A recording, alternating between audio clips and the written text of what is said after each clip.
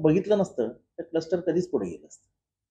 क्लस्टरमध्ये मोठ्या-मोठ्या बिल्डर्सला अरे पहिल्यांदा तुम्हाला रिहॅब बांधावे लागतील. त्या रिहॅबमध्ये तुम्ही किती जणांना देऊ शकाल? परत रिहॅबमधनं त्यांना ओरिजिनल जागेवर आणावं लागेल. त्याच्यानंतर सेल बिल्डिंग बांधावी लागेल. त्याचा प्रयत्न आहे. क्लस्टर करायला हवे होते. पण छोटे-छोटे तुकडे पाडून छोट्या-छोट्या माणसांना ॲडजस्ट करायला पाहिजे. ते म्हणजे अख्खं शहर बसवायला चाललेत.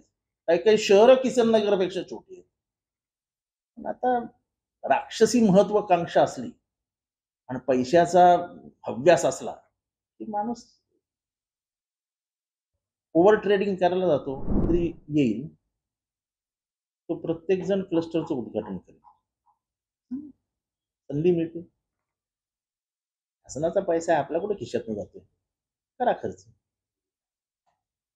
त्यांनी असा वक्तव्य केलेलं आहे की हा मला आत्ता आनंद होत नाही, मला खरा आनंद होईल जेव्हा मी घर पूर्ण झाल्यावरती त्यांना चाव्या देईन लोकांना, तेव्हा मला खरा आनंद नाही असा वक्तव्य. चांगलं आहे. त्यांची म्हणजे इच्छाशक्ती फाट आहे. कारण का हा प्रोजेक्ट कंप्लीट होण्यासाठी बनलेलाच नाही, आयुष्यात कंप्लीट होणार. सरकारमध्ये असताना तुम्ही देखील या क्लस्टरसाठी तेव्हा आम्ही क्लस्टर छोटे म्हणत करा म्हणून सांगत होतो.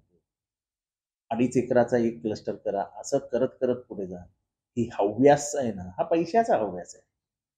क्लस्टरमधनं अब्जोवधी रुपये मिळतील आणि आमच्या पुढच्या 10 पिढ्या खातील.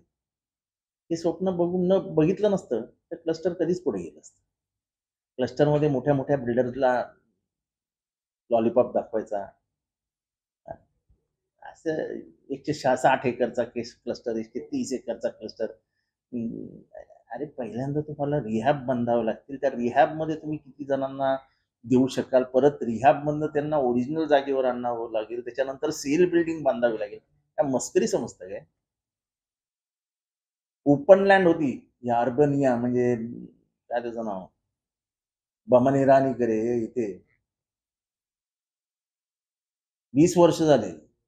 मी त्याच्या बरोबर आहे. त्याला सगळ्या दृष्टीने मदत केलेला माणूस मी आहे. अजूनही पूर्ण प्रोजेक्ट करू शकत नाही. 20 वर्ष ओपन लँडवर. किसन नगर, लोकमान्य नगर, सावरकर नगर या सगळ्या नगरांचे क्लस्टर करण्याचा प्रयत्न आहे. क्लस्टर करायला हवे होते. पण छोटे-छोटे तुकडे पाडून छोट्या-छोट्या माणसांना ॲडजस्ट करायला पाहिजे. ते म्हणजे अख्खं शहर बसवायला चाललेत. काही-काही शहरं किसन नगरपेक्षा छोटी आहेत.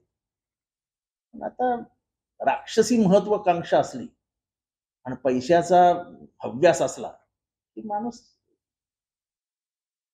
ओव्हर ट्रेडिंग करायला जातो आणि जे धंदे कोसळलेत ते सगळे ओव्हर ट्रेडिंगमुळेच कोसळतात. निवडणूक आले की क्लस्टरचा विषय घेतला जातो, मात्र पण आता निवडणूक लोक मूर्ख नाही आहेत.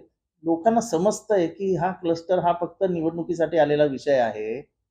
जर खरंच घरं द्यायची असती, तर आम्ही 2014 साली क्लस्टर हो म्हणून सोडली सत्ता. असं 8 वर्ष झाली. तुम्ही बदल केले असतील, काय केले असतील, काय केले असतील. अरे पण एवढे वर्ष कशाला लागतात? तोच जर 2.5 एकरचा एखादा